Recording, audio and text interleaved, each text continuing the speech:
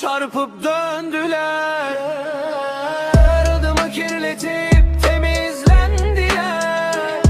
Ben yalnız kaldım karanlıkta ama hala ayaktayım, öğrenemediler.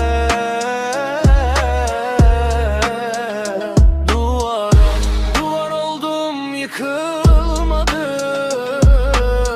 Çatladım belki ama kaçmadım. Sorarsan kim bu diye